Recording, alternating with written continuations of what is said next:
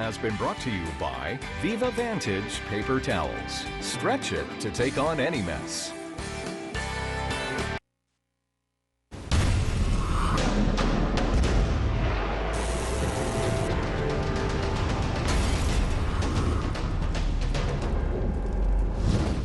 Isn't usually an issue under normal circumstances, but it can be miserable, even dangerous after an earthquake.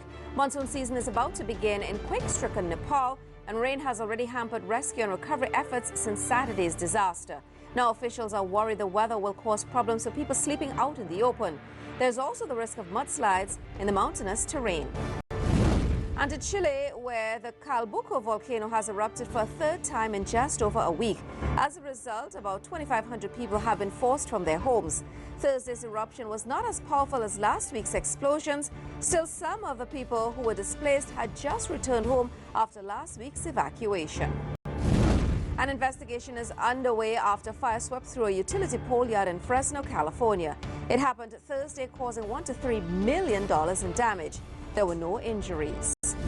And finally, Hawaii's Kilauea volcano is attracting attention again. A lava lake has been rising over the past week, overflowing periodically to the delight of onlookers. Officials say the lava vent has been out of view for visitors until now. The lava lake rose high enough for everyone to see. The weekend is almost upon us. What's your weekend forecast going to be like? We've got those details coming up now.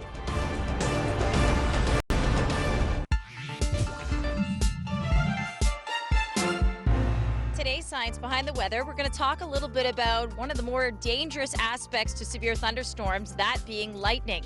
Many people every year are struck and maybe even killed by lightning in the United States as well as Canada. But there's different types of lightning. Maybe you've heard of sheet lightning or heat lightning. A lot of that tends to be what we call cloud-to-cloud lightning or intra-cloud. Short form is CC, and a lot of storm chasers will call it a CC. If you hear the word CG, that's a different kind of lightning, and that means a bolt of lightning is coming from the cloud down to the surface, and those are usually more of the impressive lightning that you'll see out in the field. Those can also be some of the most dangerous types of lightning. It's when positive ions in the cloud are trying to neutralize with negative ions at the surface. And as a storm chaser, we always want to make sure we're at a safe spot so we can avoid danger of lightning. For the Weather Network, I'm meteorologist Jacqueline Woodall.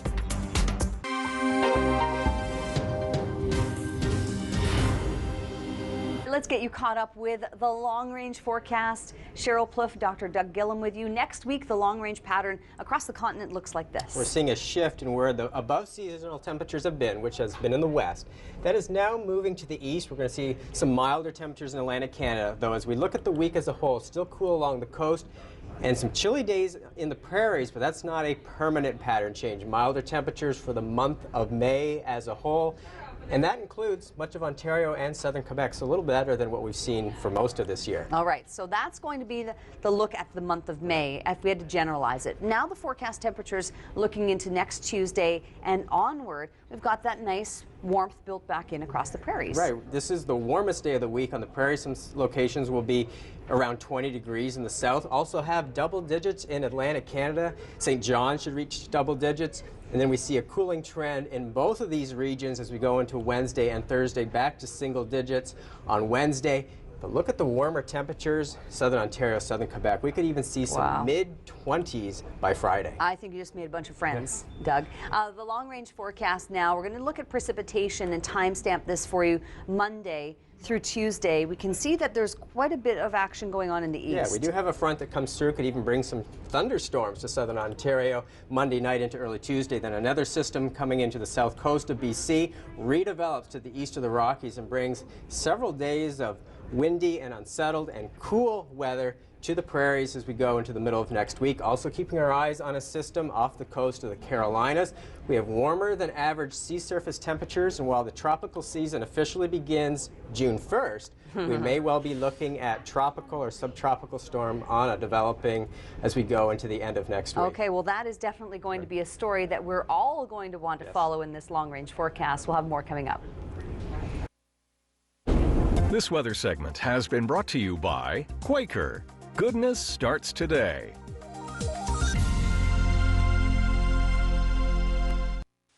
Do you wake up with aches and pains? Are your muscles sore and stiff? Is pain affecting your work and daily life? Then your life is about to change forever. Introducing Dr. Ho's Pain Therapy System, your solution to living with less pain. Developed by renowned pain specialist Dr. Michael Ho, the secret to the extraordinary results is the auto-modulated pain-relieving waves, clinically proven to relax muscles and improve circulation to relieve pain. Recommended by doctors and users everywhere.